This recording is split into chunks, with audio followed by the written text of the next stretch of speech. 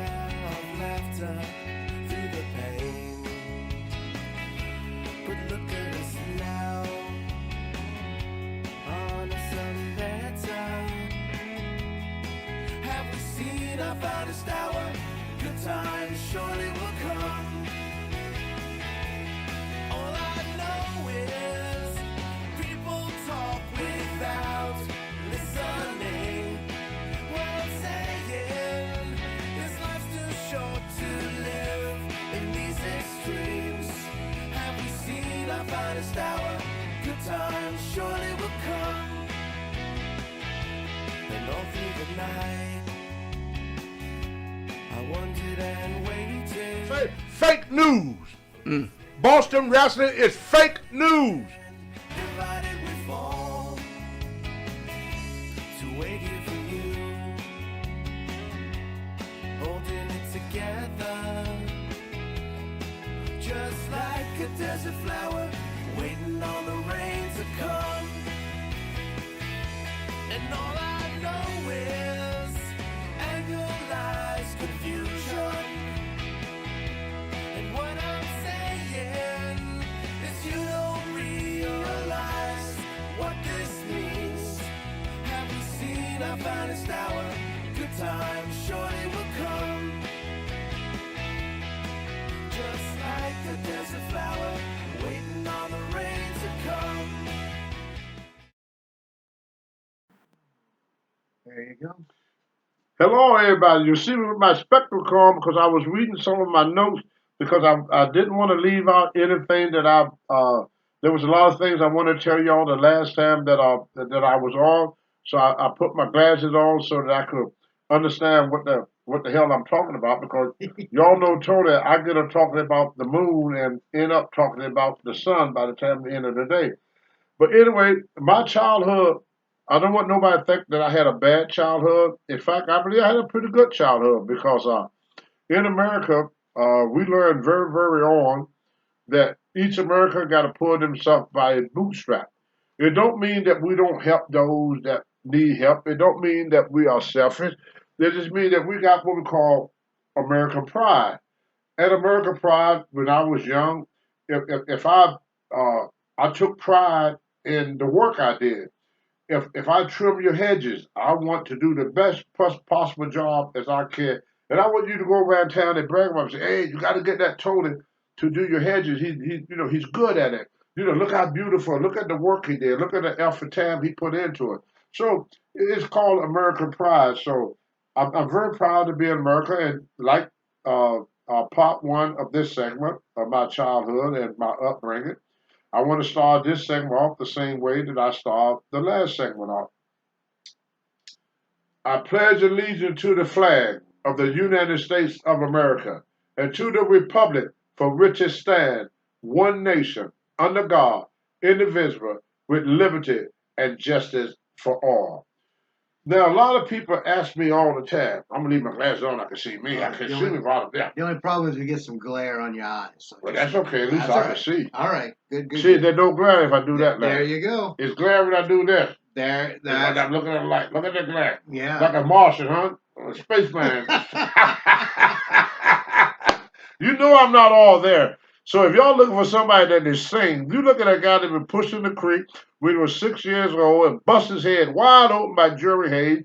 You look at that that been in over 50 fist fights in his life. It was like a fist fight a year when you look at all my years. And I did all 50 fist fights pretty much before I was 20 years old. In fact, wrestling kept me all the fights. Because a guy told me one time, I said, Tony, since you like to fight so much, I said, who told you I like to fight? He said, well, you always in fights. I said, somebody always messing with me. So, you have to defend yourself. I didn't have a father to defend me. My mother worked all the time. My brother, all they did was play cheerleader. Get him, get him. That's the help I got from my brother. Get him, get him, get him. Thank you.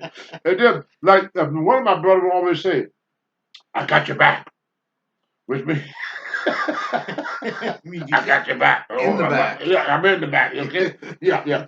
But anyway, I want to tell y'all a little bit more about how I grew up.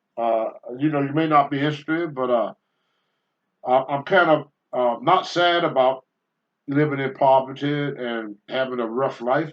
In fact, I'm kind of, like I said, I'm kind of proud of it because it made me who I am. I don't complain much about things. I'm a very humble and I'm graceful. If someone do something for me, I always feel uh, gracious about it. I think it goes back to my mom. I remember one time my mother, I told my mom I want to buy a bike because all the kids had bicycles. So my mom said, okay, show me where it's at. So we went down to the Goodwill. And they had this old bike with the big fat tires and big, the fat back, But it was a girl's bike. But it was only $5. And I said, Mom, here's the bike. You only want $5. Mama said, okay. If you want that bike, I'll make a deal with you. You come up with half the money. I would give you the other half. I said, oh, well, that's not a good deal. So I went out and raked leaves, picked up pop bottles and cultivate field, clean out chicken coops, and whatever I can to make that $2.50. Finally, I got my $2.50. Because back in the old days, they didn't give kids money like they do now. You may work all day for someone, they give you a quarter. But for a kid, that was a lot of money back in the 50s and 60s. Today, a kid would probably throw it at you. But we were in a different environment. So I was so happy that I earned this $2.50. So my mother said, come on, boy. I gave my mother the money. She walks down to the Goodwill, and she had a little tag. And she gave the guy the tag, and the guy gave my mother the bike. But I didn't see no money at change. Later on, I found out why there was no money at change. My mother went on and paid for that bike, but she wasn't going to give it to me until I earned it. My wife now tell me, said, Tony, think about you. You got good work ethics. Whatever you install in a child when they're very, very young, we live with that child throughout his life. My mother taught me that nothing is free. Not even trouble. You got to pay. You're in trouble, you're going to pay. You pay with your freedom. You pay with your life. So nothing is free. So my mother taught me at a very, very age to learn uh, to work for what I want. I wish I didn't have to. I'm like most people. I ain't all that excited about going to work, but I'm just so happy that I got that ability that is installed me that I could make myself an honest living without knocking somebody in the head and robbing them and doing something that's going to infringe on your freedom and your safety in a great country. We all should feel safe at home. We all should feel, like we can make a living without harming your neighbor. My mother said nothing wrong in life you do as long as it don't hurt nobody. So what you do, make sure you don't hurt nobody. But that was one of the lessons my mother taught me. You know something from that? I never asked my mother for another quarter. In fact, when she tried to give me money, I wouldn't take it because it made me appreciate my mother even more because I never realized how hard my mother worked for the money until I had to do it myself.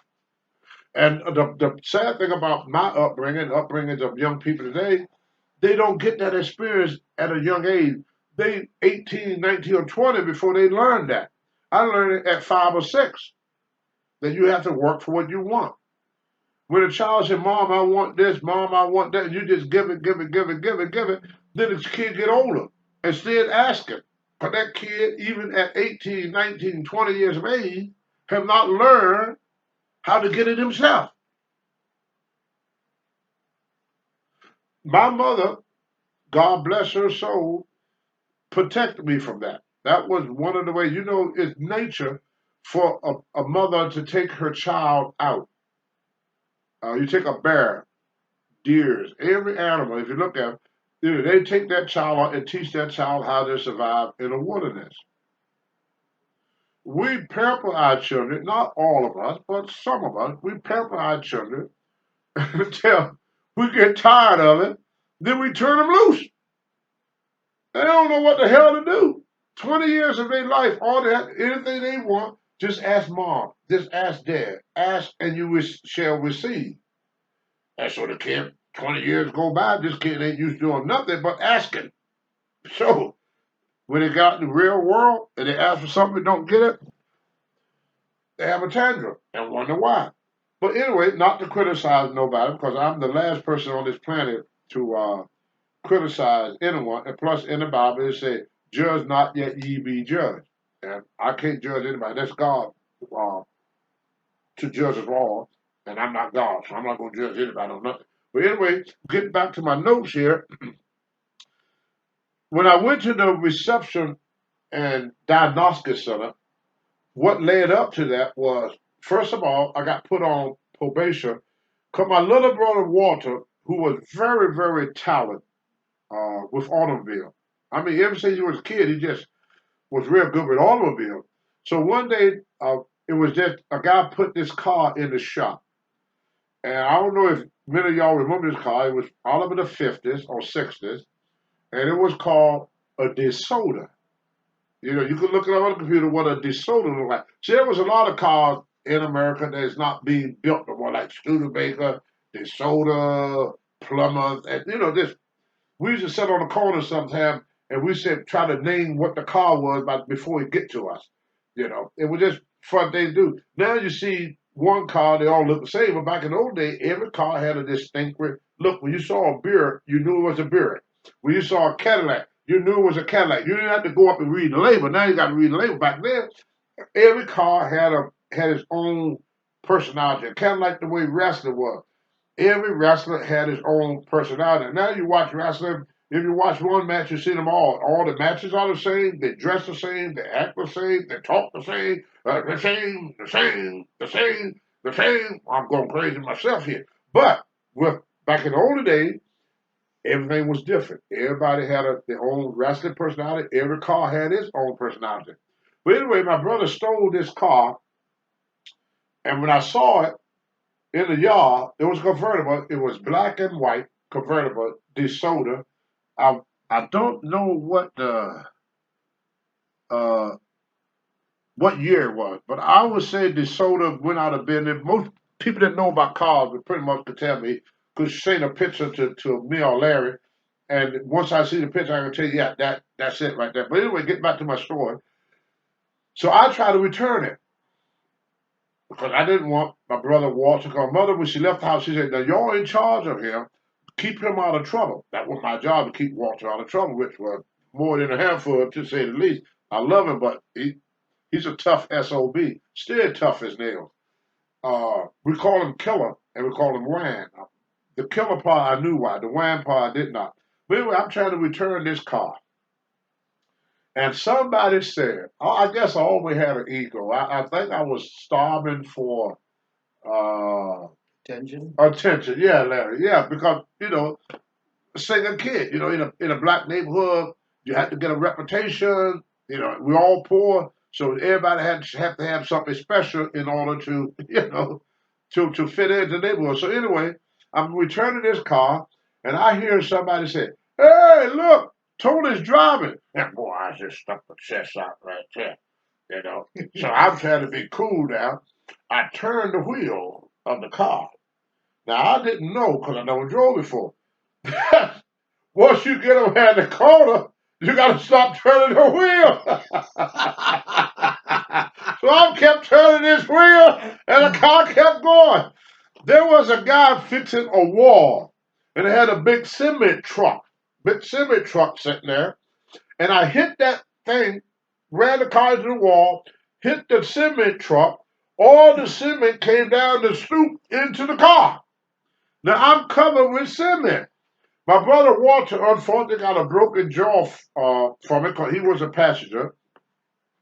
I took off running to the park. So now the police come along looking for who was driving that car. And it, it shocked me when the cop came. They didn't talk to nobody else. They came straight to me. So I said, "Oh, somebody told on me. Who told on me?" I'm looking around. Somebody's a stooge. Who told on me? The cop said, "Were you driving that car?" Now we know you were. Now don't lie because it's gonna make it worse on you. I said, "Well, what make you think I stole the car?" He said, "First of all, From the waist down, you cover in cement. I got cement, from here down. And I go, oh, well, that, I guess you got me there. So he said, well, who was in the car with you and where the car come from? I wouldn't tell. So they put me on probation. A short time after that, my mother had a heart attack. And why, I don't know. Even though I was not the youngest, I was next to the youngest. My mother on the way to the hospital, she said, well, I want you to be in charge of things, Tony. You are the most responsible. That didn't last long, but at that time, I was very, very responsible because I knew I had to be responsible back in them days because our life depended on it. My mother didn't have anybody else to depend on. And when my mother asked somebody to do something, I wanted to be Johnny on the spot because she had nobody else to ask. She was on the way to the hospital. She had her first cardiac arrest. So anyway, uh, I went to school and everything, and I came back home, and this guy named Roger Vi, he probably about 6'5", 6'6", one of the best basketball players I've ever seen in my life. I mean, when people talk about Michael Jordan, I said they never saw Roger Vi play. I mean, it was like street ball, but this kid could hit from every time he shot, it went in. Him and another guy named Wayne Haller. Wayne Haller won the championship for Jefferson High School. Wayne Haller, these were just street play guys, but they were just almost freaking fantastic. But unfortunately, they just never got discovered. Uh, so anyway, Roger Vi came by the house, and they broke into this steakhouse they called the Black Angus, and they stole steak, lobster, and they stole Civil War guns. Guns that the guy that owned the place, his great great grandfather, whoever was in the Civil War, he had the guy uniform, he had all the stuff, had these muskets that were worth a lot of money, Civil War muskets. So the police was circling the neighborhood looking for these muskets. They wouldn't think about the stakes or anything. My brother Charles gonna kill me for saying this, but I put it in my book too. But it's funny. So the police knocked on. I was at school. The police knocked on the door. I went to Patrick Henry High School at time. Police knocked on the door. They said, "We looking for who broke into the Black Angus Steakhouse, Steak and Lobster House. Well, it was steak and seafood. Wasn't steak lobster, steak and seafood." Charles came to the door. Now this the ghettos now. We poor people. He had his breakfast. This is his breakfast: scrambled eggs, lobster tails, and a porterhouse steak.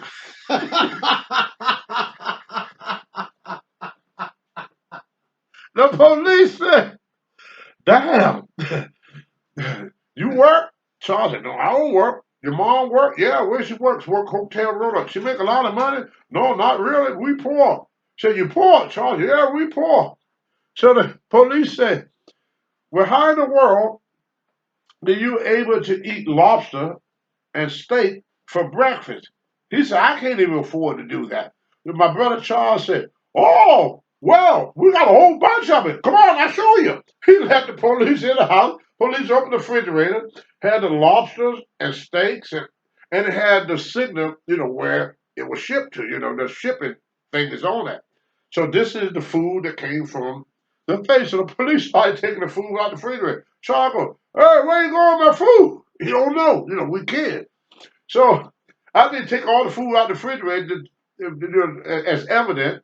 Charles going to take a bite of his egg. The police take the plate away. "Can I finish my breakfast?" And no, he said, "It's all evident." He said, "Who's in charge of it?" They said, "Where your mom?" I said, "My mom in the hospital in the hospital." He said, "Who your mom left in charge?" So they said, "We left Tony in charge." She said, "Where Tony?" He said, he's at school now. He'll be home later because after school he got to go to wrestling practice. And then after wrestling practice, he go to the YMCA and he lift weights because he likes to lift them weights. So he won't be home until probably about 6 o'clock tonight." So sure enough, I came. The police were there. So they asked me, they said, "Look, we don't care about the food. That's all they showed." The guy said, "If you guys was hungry, if you want the food, uh, he would have gave it to you if he knew y'all would need the food that bad." He said, "But we really want their muskets. Can you tell us where they're at?" Well, I had them hidden in the closet. So I took them to the house. I opened up the closet, and they took these Civil War musket. I don't know if y'all know what a musket is. You got to put the gun in all this stuff. From the Civil War. So he said, "Look, we know you have nothing to do with it because the referee for the wrestling was a policeman. So they pretty much knew me pretty well. They said, "We know what type of person you are. We know you keep yourself pretty clean, but we just want to know who did it." So I said, "I'm not going to tell you." They said, "Well, we could arrest you for what do you call it? Shoot, uh, possession of stolen merchandise. Possession of stolen merchandise." I said, "Well, I possessed it. It was stolen. I'm guilty." So then they sent me away to what's called the Reception and Diagnostic Center. But because I was a juvenile, you only had to spend 6 to 8 weeks. So I said, "Hey, I commit the crime. I let the guy put the stuff in." So I went there for 6 to 8 weeks. And they had different dormitories. They had what they call the big boy dormitory, the young boy dormitory, and a dormitory for the women. And they lock you up in different cells. Like if you were a pretty good guy, they put these guys. They try to match you up according to uh, where you were. Now, one thing that I did notice, I hope I don't get in trouble for saying this. There was a kid, and they called us all to the front desk, to the front of the building. They said there's somebody coming here that is different than all of y'all. But we want y'all to treat him the same as you would treat everybody else. Well, the kid come through the door. But he came through the door like this. I said, "Whoa, why is he walking like a girl?" And then they explained to me that he was gay. But they didn't use that term. I mean, the term was a lot. I'm not going to use the term, but the term was not, let's put it this way, was not a good term when they talked about it. Uh, it was an F word, so that's what they called him. And he's this. I said, "Oh, I never saw anybody like that before." And so anyway, he was a nice guy. He tried to fit in the best that he could. We go to play baseball after we got through working, they run him away. He had to work in the house with the women because none of the guys wanted him around him. So one night, I couldn't sleep. I don't know why. I just woke up. And I'm the only one in my room. And they got bunk beds. I was on the top bunk. I had another guy on this bunk. There was a guy on the bunk over here, a guy on the bunk over here. So I'm like, where the hell did everybody's at? Due to the house mom and the house dad, they were asleep just like 12 o'clock at night. Because we went to bed at that time at, what was light out? I think it was 8 or 9 o'clock. All lights was out by 8 or 9 o'clock. Because you had to get up at 5 in the morning. So I saw all of them hanging around this kid's room. And they were all messing with him. And I said, "Oh, wow, I thought y'all didn't like him." They didn't like him in the daytime.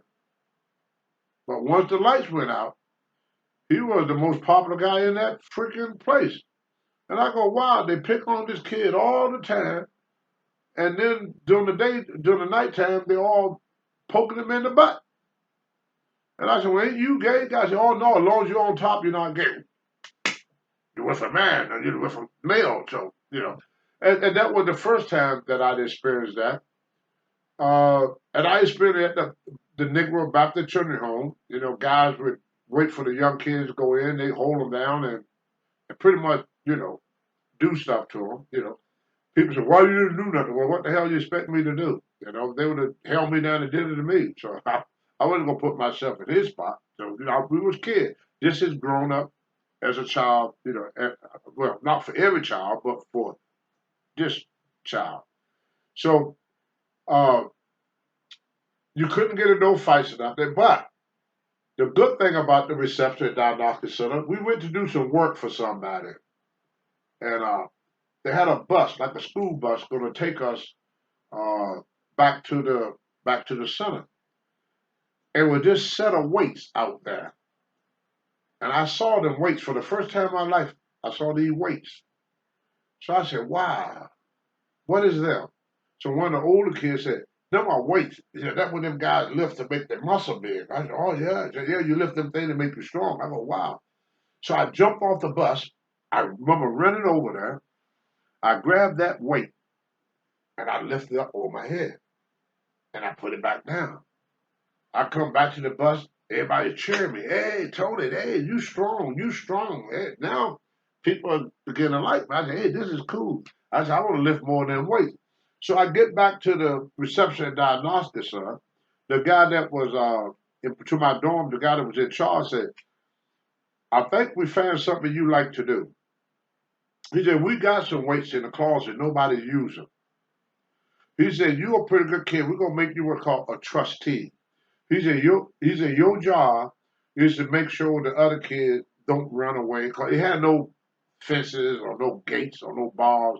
So every now and then we get a runaway. So they would wake up like, run away, run away. So we all had to jump up, put our clothes on, me the supervisor. But they needed a trustee because most of them supervisors couldn't run. It was old. But I was quick. I'd run in the woods, I'd get them, I'd bring them back, because we were always kids. So he said, we're going to make you a trustee. I said, oh, thank you. He said, as a trustee, you get special privileges. You can do things that other kids can't do. You're not going to be locked down in your cell all day long. And he said, I got some weights back in the back. I think he had like 200 pounds of weights back in the back. And in my damn time, he gave me 1 hour to do what I want. It was my time. I used to put the music on. We had them old 45 records there. They had tapes and all this stuff. The record was 45. I listened to what the guy sitting by the dock of the Only Red. I would listen to Only Red because that was the only record I had. So I listened to Only Red all the time, and I lift weights. And I started off. I used to do nothing but cleans and jerk. That was it. 'Cause to me, that was weightlifting. You pick it up off the ground, you bring it up to your chest, and you lift it up over your head. And that's all I did. And I put some more weight on, I lifted up to my chest and put it on my head. And I kept doing that until I got to a weight that I can't lift. I remember one day I put all the weight he had on there, which was 200 pounds. And I lift that and got it to here. And I pushed, didn't go. I dropped back down. I grabbed it again. I waited a while, grabbed it again. Push, didn't go up. Put it back down. Then I started getting real psyched up and started thinking. I got all fired up. I grabbed that 200 pounds, brought it to here, and popped it on my head. Put that weight down, and when I put it down, put it in too hard, I cracked the floor. So for a week, he wouldn't let me lift weights. But that pissed me off real bad. And so I got so mad, I said something about it. So then he locked me up for another week. So now I got 2 weeks where I can't lift weights. But that was my punishment. He said, Tony, if you act up, we're going to take your weights away. Finally, I left the reception and diagnostic center, and I went home. But my mother was not living in Clifton Forge no more. They had moved to Roanoke on 10th Street and Roar Avenue in Roanoke, Virginia. The house, I don't think, is there. They'll put a bridge there. There have been some changes.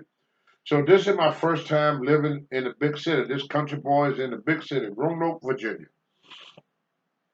So while I was in Roanoke, there was a guy that lived across the street. His name was Muchie. Muchie, what they called him, was a nickname.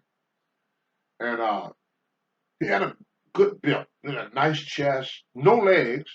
He had a nice chest, no shoulder, and good arms. Just chest and arms. He was just chest and arms.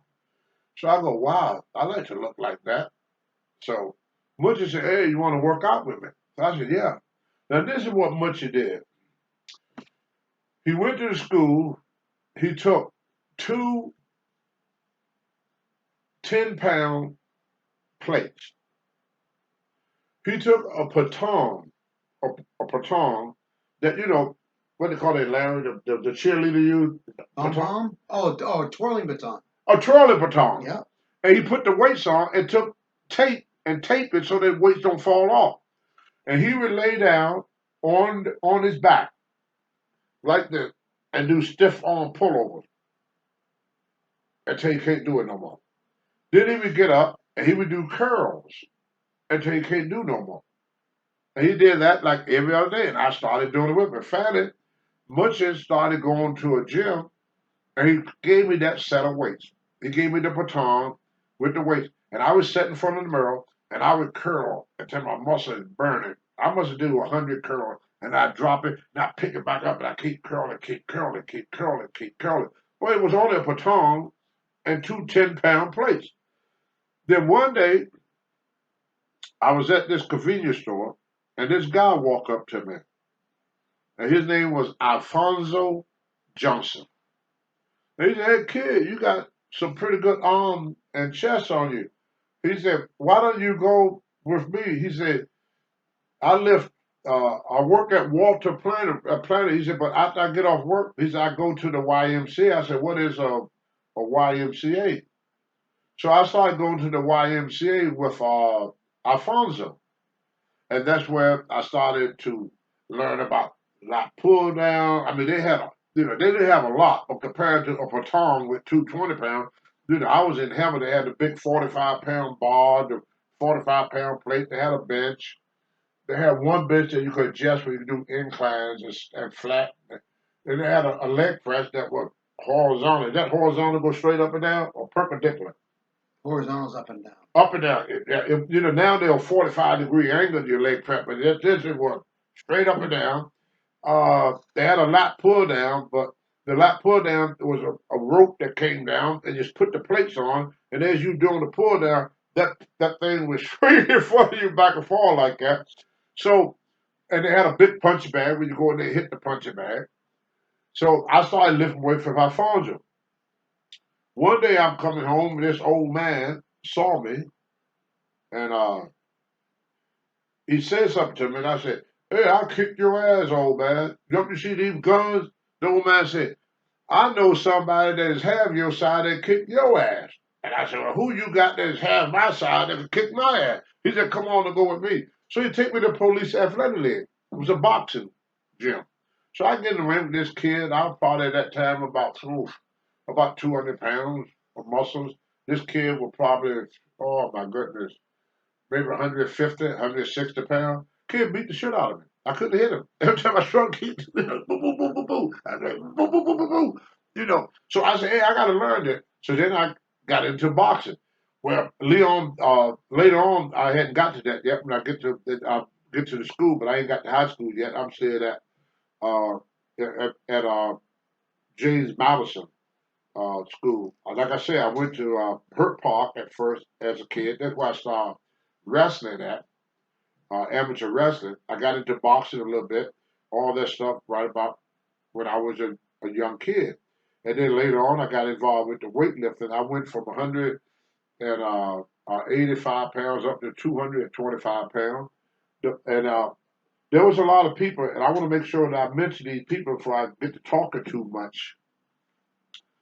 One of the people that I'd like to thank right now that helped me out uh, was Alfonso. Because Alfonso the one that introduced me to the gym. I can't remember the retired police officer name, and I apologize for that, who got me involved in boxing.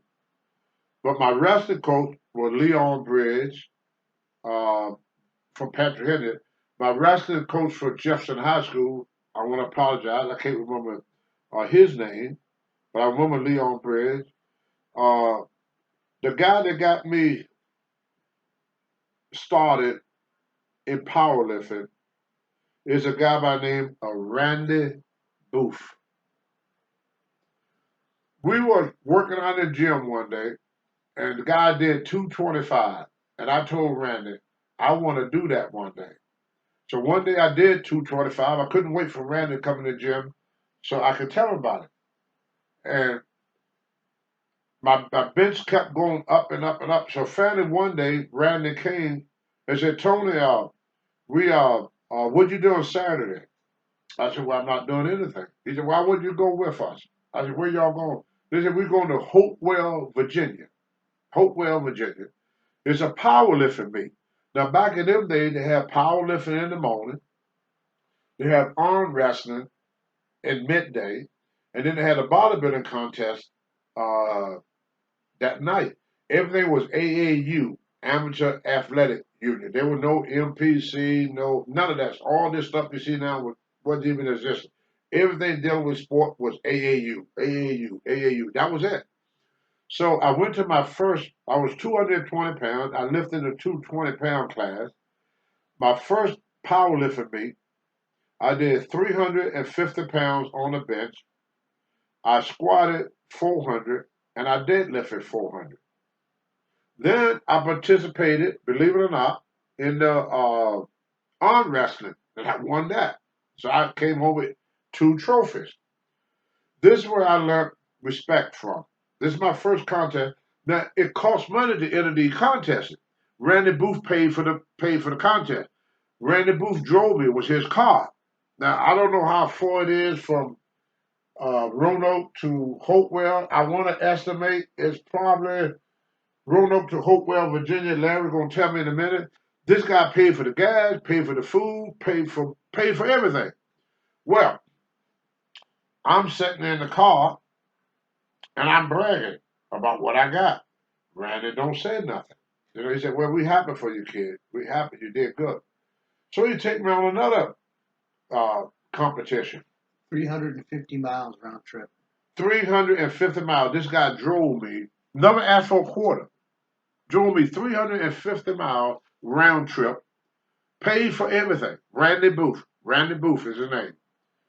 And then one day, me and Randy went to a contest, and unfortunately for Randy and the other 2 guys, they didn't win no trophies.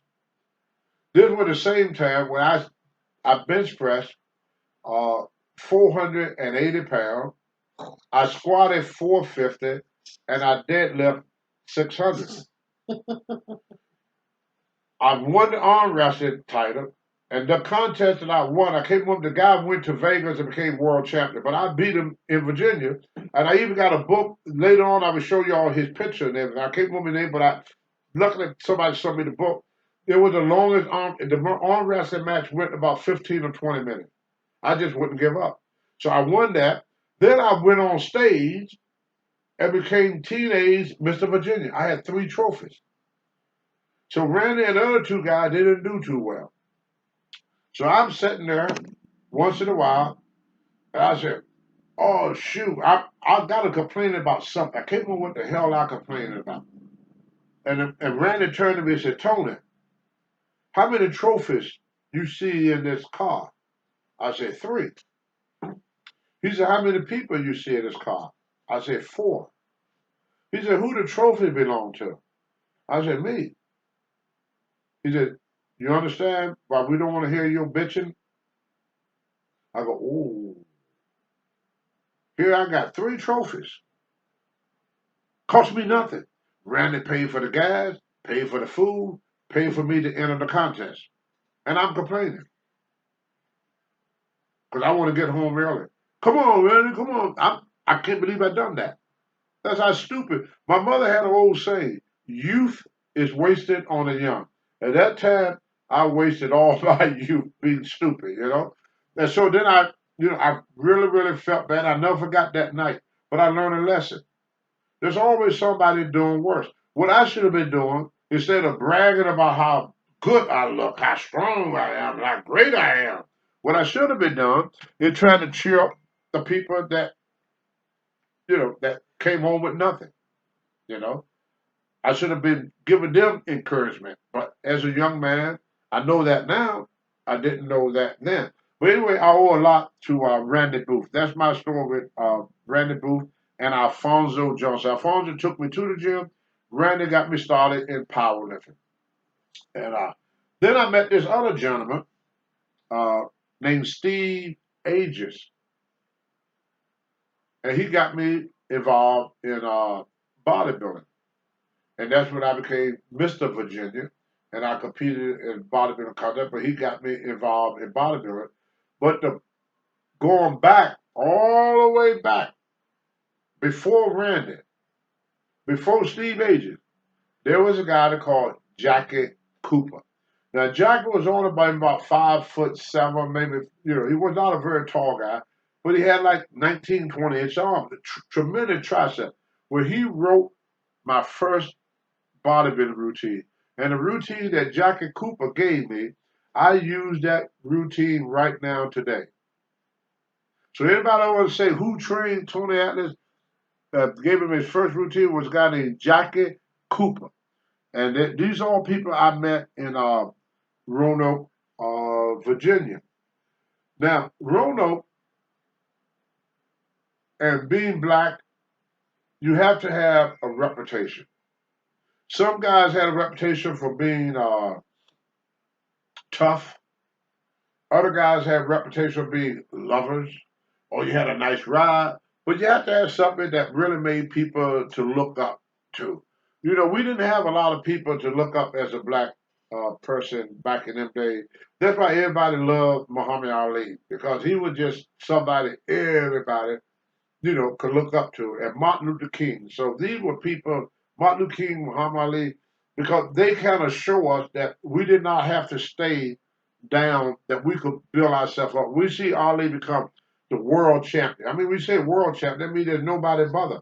When we see Martin Luther King and all the love and support he got from not just black America, but all America, of all ethnic groups. He was liked and respected by all group of people, not just one, which made all of us want to, really be like Martin Luther King and there was my hero, Martin Luther King and Muhammad Ali, during that time.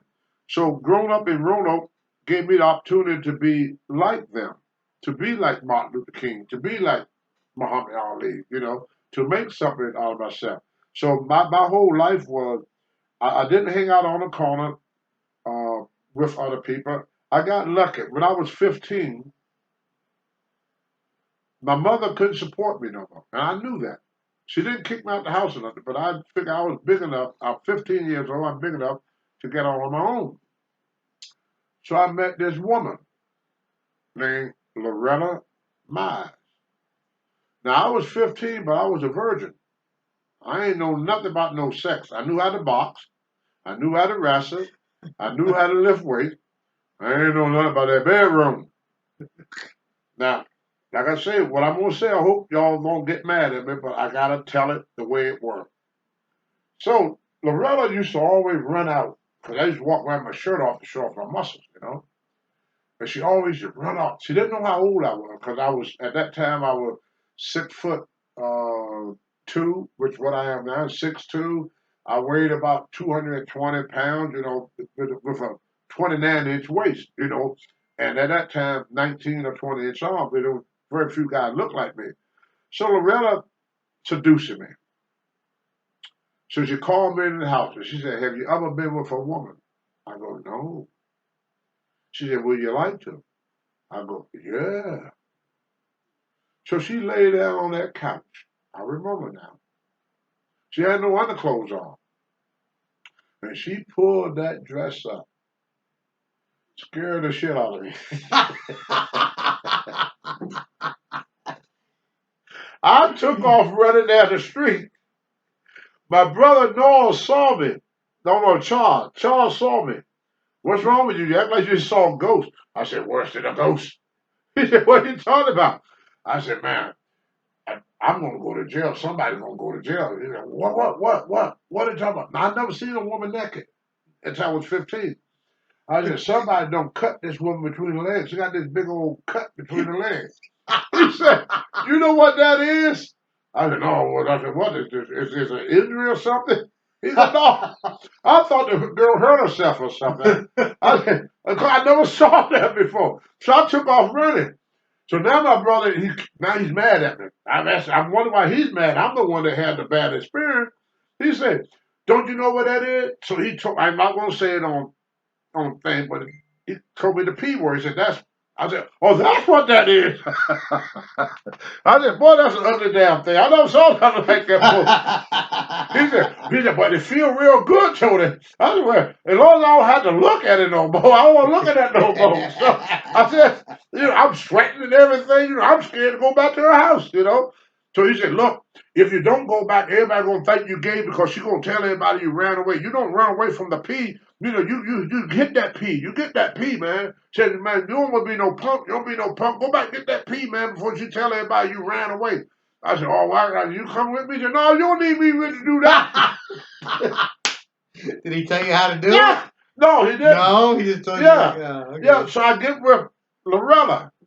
I said, okay, I'm back. She said, yeah, I see. She said, well, do you want to spend the night or not? She said, you're not going to run out on me no more. I go, no, I'm not going to run. I said, I'm ready. I'm ready. So then she taught me the ways of love making, you know.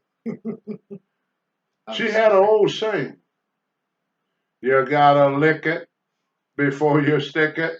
And that was her saying. And then she said, that's how you start off. You have to make the love, you know, the kissing, the hugging, and all that stuff. And I'm sitting there, well, when I get to stick it, you know. That's what I was thinking about. Because I would have found out what felt so good. I mean, I never stuck nothing my whole life. So finally I got on top and, oh boy. You pump? Oh boy. Two pump? No. Okay. She called me, she said, the only way I'm gonna have a baby and have a sweat baby. I could go for hours at that day. I mean, she had to push me off. So I was like riding a horse or something. Brother. This is freaking great. So I went and got all my clothes. Mom, I got a place to stay. Where you going, boy? I got a place to stay. Now my mother, which was strange, she hated the relationship. See, I was 15. Lorella was 38 with 5 kids. Oh. And I always thought that my mother didn't like that because of the age difference. But then one day I asked her, I said, why you don't like Loretta? She said, well, boy, I believe in God. And you, I said, because she's too old for me? She said, oh, age got nothing to do. Your father was much older than me. My dad was. He was like 20 years older than my mom. So she didn't, it wasn't age. She said, y'all living in sin. I am living in sin. She said, you're not married. Then she told me this story about this lady. She was unmarried, and she was having sex with other men. And they were going to stone her. They were going to throw stones at her. And Jesus come along, and he said, he who is without sin cast the first stone. So nobody stoned her. Then he turned to the lady, whoever she was. Anybody that know the Bible or Christian, we know that. He told her, go and sin no more. So my mother believed that if you live together and you're engaging in sex, that was a sin because of that story she read us. So me and Loretta, we moved in, and it worked out great for me because she was able to feed me. I was working at the YMCA. Then I met these guys named Clint and Wayne Barlow, and they was involved with the TAP program, Total Action Against Poverty, and they got me involved in. So Alfonso got me involved in the gym. I met Jackie Cooper, Randy Booth, and Steve Agent to help me to develop my physique. And I had Loretta that fed me and put a roof on my head and taught me how to, you gotta lick it before you stick it. So she taught me that, and later on, women that, I'm not trying to brag, but they say they like that away. So it worked. So, if you want to learn how to do something, ask a woman. She will tell you if you're doing a good job or not. Unless she don't care about it, then she tell you you're doing great when you know you did a lousy job. So, but enough of that. Anyway, getting back to these people. So without these guys, I would have never developed my physique. Jackie Cooper, Alfonso Johnson, Randy Booth, Steve Ages. These are guys that helped develop Tony Athlete physique before the wrestling world saw me. So one day, me and Fonzo, we was at the gym. Now I may go back to a story, but I'm trying to move ahead as much as I can. I may go back and forth, but Tony ain't all there anyway. So I did very well in wrestling, won the district and stuff like that, and was the first person for Petron High School to qualify for the state. So that made me proud. By the time I was 19, I held every weightlifting title, powerlifting title. I had a clean and jerk at 19 of 350 pounds. I almost got 400, but the guy didn't give it to me. So I set a record in weightlifting, powerlifting, and bodybuilding all the time that I was 15. Well, one day I was going to the Y. Well, let me get back to Wayne Baller and Clint. Wayne and Clint. Wayne is a minister now, and Clint, and then there was Ivan Nash, who was a karate expert, who was another person that have a lot to do with my childhood. And these guys helped me. I work at the swimming pool as a lifeguard with Wayne and Clint. And then Wayne got me, Clint Barlow got me involved with the TAP program, where the city bought me a little gym where I could train people. And I got my respect in Roanoke for just tangling with two people. I want to fight two people. One was Harold Runners. Harold Runners was the baddest SOB you ever want to fight. He was a stone street fighter. The police used to come and get Harold. Back in the older days, they would take their gun off, put it in the car, and they would fight you. That's the older days. They had the riding hammers on. Harold would hit them and crack the hammer. That's how hard he hit. He was the hardest hitting man I ever met in my life. Well, one day Harold came up to me and said, "Hey, I hear you won that championship in that wrestling. Let me see what you got." So me and him in Hurt Park, we got a tussling in the park. There was no punches thrown because Harold would knock your freaking head off. I never seen, he had a hit like Mike Tyson. So Harold couldn't take me down. So then he backed off because he didn't want me to take him down. So he said, "I feel sorry for anybody to grab a hold of you and didn't know how strong you are." Then I met this other guy named Buddy Ball. The reason they call him Buddy Ball, these are all street fighters I grew up with.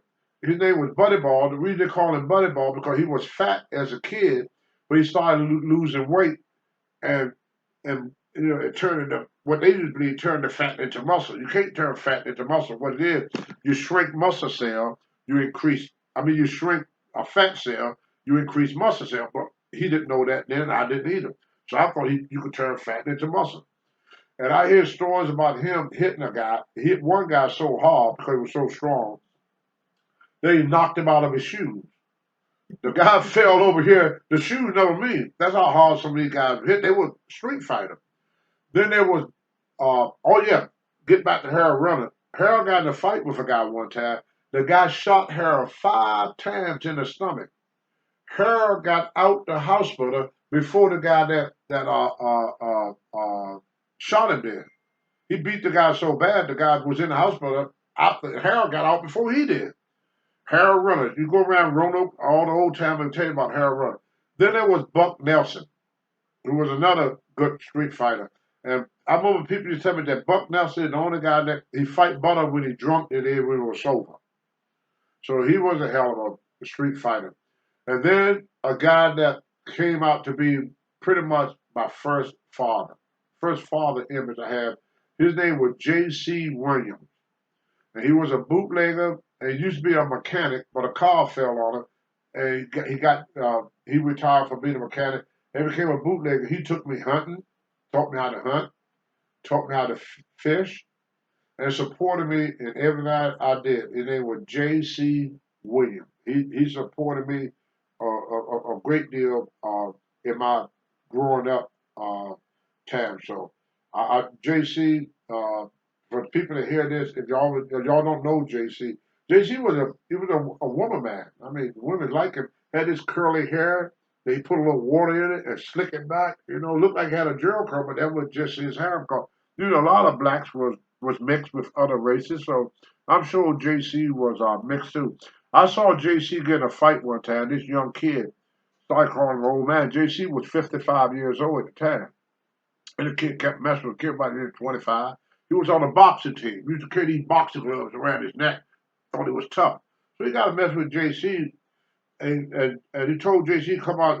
JC got tired of him and said, "Look, come on outside. Let me show what an old man could do to your ass." And this old man beat the shit out of this kid. So I said, "Hey, JC, can you teach me what you did?" So I learned some stuff from JC. Harold Runner taught me a few things about street fighting. Fighting was natural. When we didn't, we would slap box.